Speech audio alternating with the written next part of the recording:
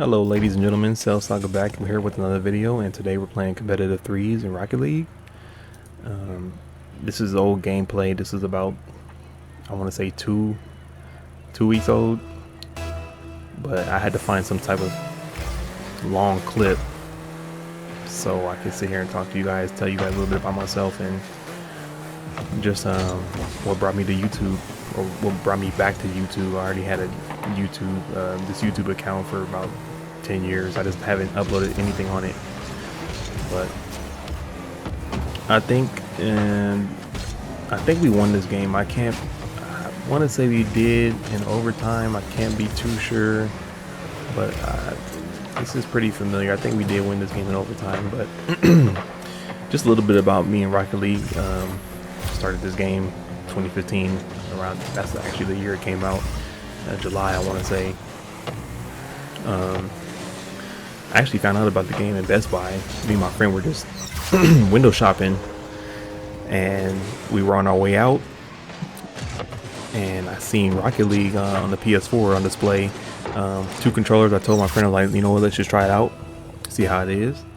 And he was like, all right, let's do it. So we played for about 10-15 minutes, and within that short amount of time I was like instantly hooked. Not much him. He actually likes Smite, and I don't know if you guys heard about that. It's one of those arena fighters. But yeah, this game was really fun. You know, it's a concept, you know, nobody ever tried to attempt. You know, car soccer. You know, how often do you see that? You know, never. So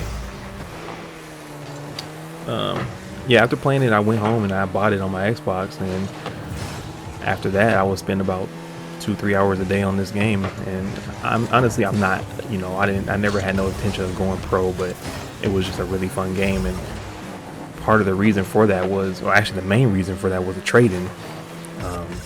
Trading was really all I used to do. I actually traded a lot more than actually playing the game. And you'd be surprised at how long you can spend just trading items. It's a lot of fun. You know, I didn't actually play that much of the game. Maybe not till, I want to say like not really until a year in. I actually started taking the game a little more serious, but for the most part I was just trading.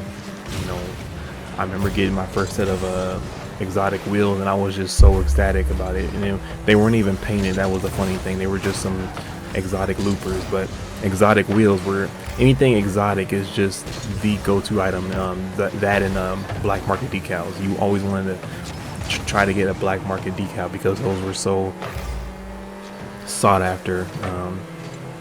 And at the time, the only black market decals around were Slipstream, Labyrinth, Heatwave, and Parallax. I believe that's all of them. And Heatwave was the item, the black market decal you wanted to get. You know, gold explosions weren't around, so you know, Heatwave was the best black market decal you wanted. That and White Zombas. White Zombas, I think, at the time were the most expensive item in the game to buy.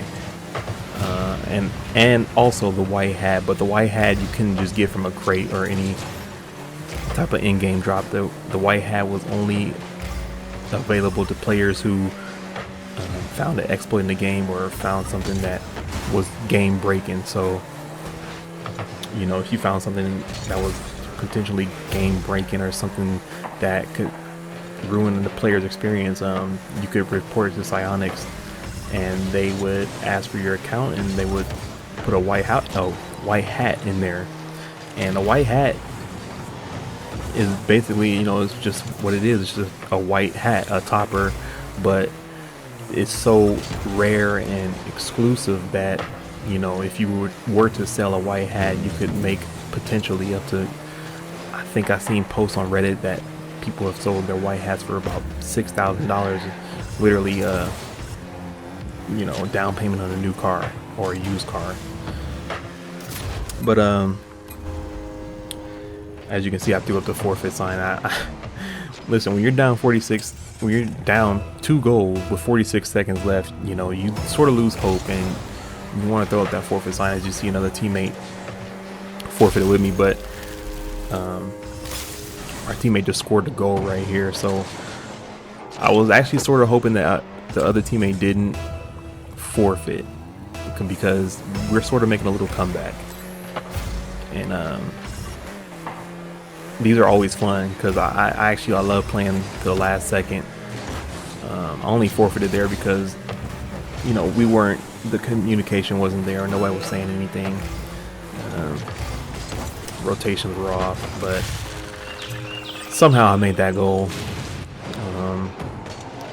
As you can see, I think that teammate that forfeited with me, he threw up the forfeit sign.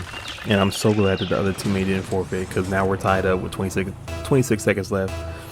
And this game is actually, the more I'm watching it, the more this game is coming back to me. I believe that I sealed the deal and made the overtime goal because, yeah, this game did go into overtime.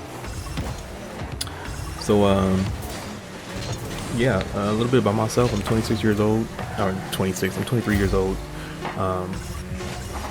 from California, Southern California. And you know, I love video games. You know, I started playing on the Nintendo 64 with my cousin. We would play Mario Kart 64, Killer Instinct 64, GoldenEye, and I was just instantly hooked.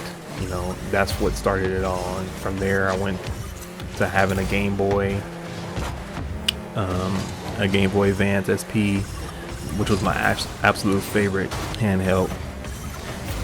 But you know, a couple years down the line, that title would be taken by the PSP. I absolutely love my PSP, but yeah, the Game Boy was just the handheld console. I loved having it. I had all sorts of games. I had the Metroid games. I think I had a Yu-Gi-Oh game. I can't remember which one it was. Pokemon, I think Sapphire, and I had a Pirates of the Caribbean game. Can't remember exactly which one it was though. I can't remember any of the, like, a lot of the main games I used to play. Super Mario and Luigi Superstar Saga. I remember playing that. I remember having a Hot Wheels game on there. I can't remember exactly which one. I can obviously Google it. I can find it, but I don't remember the name right now. From the Game Boy, I went to the PSP, and that console right there really just shaped a lot of my childhood. I remember spending countless hours on Thrillville, Off the Rails, SOCOM, U.S. Navy SEALs, Tactical Strike. I put so many hours into that game. I met a lot of cool people. But yeah, Thrillville, Off the Rails, that game was so fun to me. And it's funny because it was on PS2, but I didn't have a PS2 at the time. So I only had a GameCube. At the time, the only consoles I had were the GameCube and the PSP. So I spent a lot of my time just on those two consoles. And when I wasn't on the PSP, I was on the GameCube, and I was playing. My main games were The Legend of Zelda, Twilight Princess, The Legend of Zelda, The Wind Waker. That was one of my all-time favorite games on the GameCube. Mario Kart Double Dash, that is my favorite Mario Kart game ever. I know Mario Kart 64 was just, you know, it's golden, but Double Dash is just so fun. I can't think of any other games I used to have on the GameCube. I had Minority Report. That's a game that sort of flew under a lot of people's radars, but it was a really fun game. I never even seen the movie. It's just one of those games where I just seen it and I was like, you know what, it's cool. I remember I had that Matrix Reloaded. What else did I have? Eventually I did end up getting the PS2, so I was able to play Shadow of the Colossus. And if you've never played Shadow of the Colossus, you really need to just go buy a PS2, or actually I think it's on, you can buy the remastered version on PS4. As you can see, we just sealed the deal. But yeah, that's pretty much it, guys. I think I'll make another video talking about all the other consoles I've owned so far, and I'll see you guys in the next video. Peace out.